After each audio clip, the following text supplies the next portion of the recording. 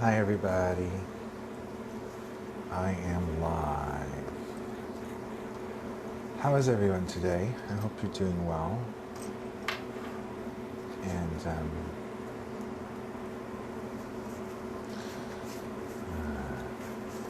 there's been a bit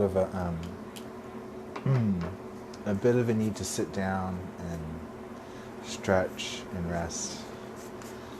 My body's telling me some things that I'm sure are connected to the collective. So root chakra stuff, stretch, and take care of your body and make sure you get plenty of rest right now. There's a lot going on astrologically, and we need to take care of ourselves. Ooh, my back. So plenty of rest, plenty of water, stay hydrated, stay grounded. There's a lot coming in. And if you're having root chakra issues like I am in the lower back, just breathe into it, stretch, yoga, nature, healthy activity without being strenuous. And good morning. Well, I did catch up on astrology a little bit, and I learned that Mercury did not go retrograde on the 23rd. It is in retrograde shadow, but it won't be moving backwards from our perspective until the 29th, 3 days after this eclipse, which happens in 2 days. So Saturn went retrograde on the 23rd, just after the Pleiades left, being direct behind the sun. So that gives us a little more time. There's still this flurry of Mercury retrograde where the communication is not as clear and succinct and quick as you might like, but it's going on, and it's really, really good. I feel there's a lot of reconnections going on. There's a lot of new connections being made. There's a lot of clearing and a lot of understanding. And I think all that rain and water that we had cleaned some stuff out of the air, which is really good. So the sun's kind of back out where I am. It's getting cloudy again, but I had a nice good day of sunshine. And today is Monday, which is Body Day. Body Day, Bodhi. So really pay attention to your body and listen to any messages that might be coming through. So let's head to the cards. This is our daily spread. Give us this day our daily spread. Today is May 24th. It's a Monday, 2021. So let's tap into the human collective. This is a 3-card spread for the human collective. It will possibly resonate with you personally. You might feel like I'm speaking about your life. It may be affecting your monad, your group, the people really close to you that resonate. And it certainly affects me personally, and it's attached to the whole collective. So 3 cards. Let's start with what we're moving away from. What energies are we moving away from? 1 card. 1 card. There we go. Okay. Present energies. What energies are we currently in the present moment? What's the message that we need to hear? All of us, alone and together, on this beautiful day.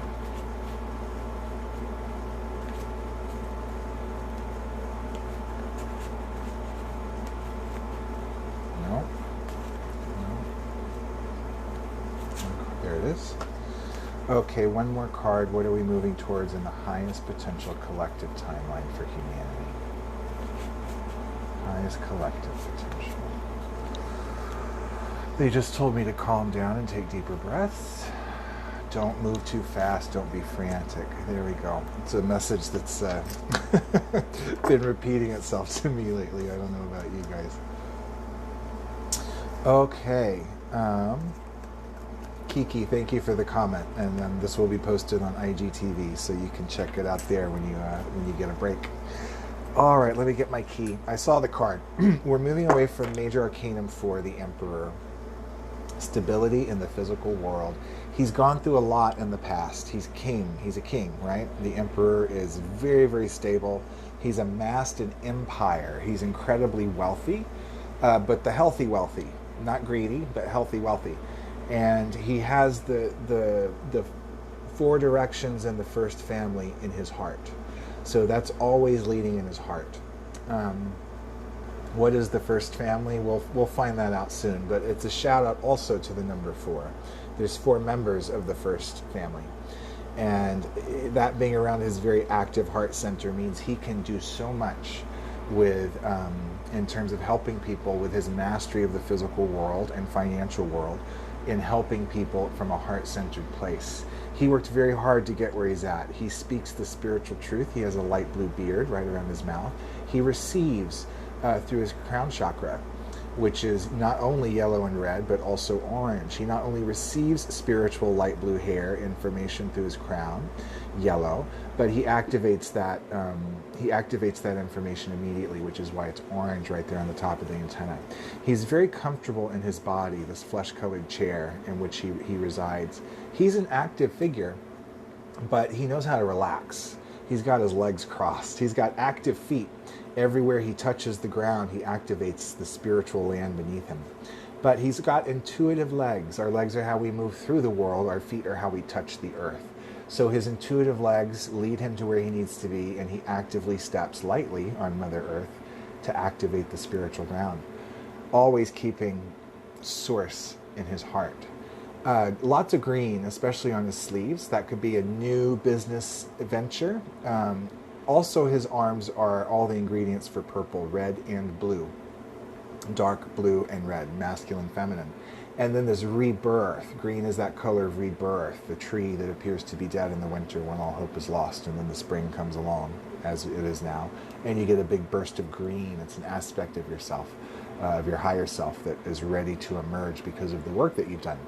Not only is he comfortably relaxing and looking back at everything he's been able to achieve in his life with confidence and honor, not egoic pride, but he's brought the humanity's golden eagle. Remember, this reading is attached to the collective. So the golden eagle is that brilliant idea that's incubating our collective cosmic egg, that pure gift that we're giving ourselves.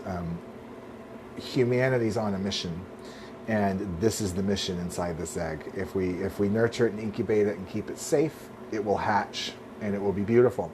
It's also telling us that there are layers upon layers of red active energy coming soon on the future side. So we're getting instructions now on where to go and what to do, individually, monadically, and collectively. So listen to those messages. Relax and rest when you need to. Keep your eye on the prize. Look back at the past with honor and wisdom, having integrated the lessons not from victim consciousness, but from a place of wisdom and enlightened retrospect. What are we in the present moment? Number 4, by the way, is stability, application, and formation. Stability, applying our knowledge for stability, applying our spiritual tools that we've learned for stability. Now we're in the Knight of Swords. Beautiful. They're both looking at the past. So, the Knights mean vanquishment to me. That means getting rid of something completely. Swords are the air sign, mental energy. We need to cut something away with this active blade, grabbing a hold of our knowledge and our ability to implement it, yellow and orange. There's a cord that needs to be cut, a cognitive dissonance that needs to be resolved. The Knight of Swords can do it. So disclosure going on right now. Something's coming up. So a lot of people are rearing up in alignment. Their consciousness is in alignment with their spiritualized body. The light blue horse that wears the flesh-colored sheath is your vehicle, your vessel. They're not looking in opposite directions. They're in alignment, but they are looking at the past because something needs to be cut away. The ground upon which they stand is orange. All of the information that they have integrated into their lives got them to this point, to be in alignment with their consciousness and their body, and to be able to have the discernment to recognize what needs to be cut away, what needs to be vanquished.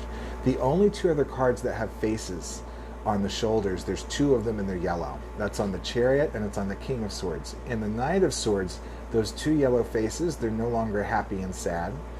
The 2 yellow faces on the shoulders mean there's a cognitive dissonance weighing us down. It feels like we have the weight of the world on our shoulders and we're mentally spinning over what that could be.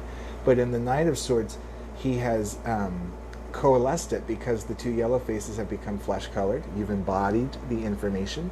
He's smiling, looking up toward the spiritual part of the card in the future. I can't wait to see what this next card is. There's also 12 purple triangles. that master color purple, which represents inner unification and the 0-point blend of masculine and feminine from within. I am complete. I am whole from within.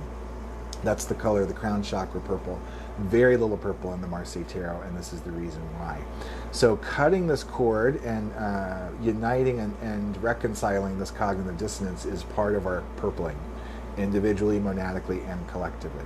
So what is this unified face looking at in the future? I have a feeling it's a very positive card, and it is. Wow, it's the 9 of Cups. Master number 9. The whole reading's a 4, 9 plus 4. 9 plus any number condenses to that number. 9 plus 4 is 13. 1 plus 3 is 4. And that's true, 9 in any number. So the whole reading is stability, application, and formation. And now we have master number 9 in the near future slot in emotional. 9 is fulfillment, idealism, and inspiration. Cups are the water sign, our emotional life. How we receive love from divine is in the Holy Trinity. We are applying our knowledge. That's why all the cups are not only have red and yellow, but most of them are orange because it integrates. The cups are the last cycle of the 4 minor arcanum. And this is the angel coming down to fill your cups with water, with emotional fulfillment. 3, the Holy Trinity and how we give that love back to those around us and our world, our Mother Earth.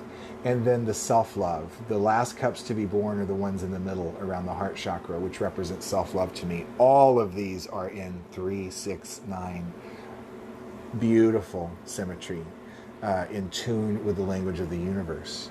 So there's some really good news coming. There's emotional fulfillment for all the work that we've been doing, and we've been working hard, haven't we, guys? The foliage in this card is beginning to wilt. It's in full bloom in the 8 of Cups, and now it begins to wilt. In the 10 of Cups, there's nothing. What that represents to me is we don't need to see the pretty flowers and leaves. We don't need external validation to fill our own cups with self-worth. So the leaves are there, but they're beginning to wilt in a really beautiful way. They're beginning to decompose back into their truest form and serve as sustenance and food for Mother Gaia, for Mother Earth. That's our daily spread for today. It's a really good one. Moving away from the Emperor, Major Arcanum 4, stability, we really achieved something. And then yesterday, how we were coming out of the 5 of Cups, you know. Good job, us. Good job, all of us. Nurture humanity's collective and get ready to listen for what these active steps are in the future, because they're here. Cut something away. Let's cut this away. Let's open up our minds and our awareness and be discerning in what we need to individually and monadically and collectively sever ourselves from mentally. What mental programs are still haunting us. Unified future in the flesh with purple triangles looking toward the 9 of Cups in the near future. Beautiful spread. Thank you, everyone, for your donations. If you'd like to contribute to my work, there's links in the description box below. And thank you for being here. Thank you for liking, subscribing, and sharing, and telling your friends about these readings. If you want a personal reading with me, you can book at my Facebook page, Tarot by Keyth. And I will be back tomorrow with another daily spread. Thank you so much for being still and breathing and emanating love, unconditional love. I love you all. I'll be back tomorrow. Bye-bye.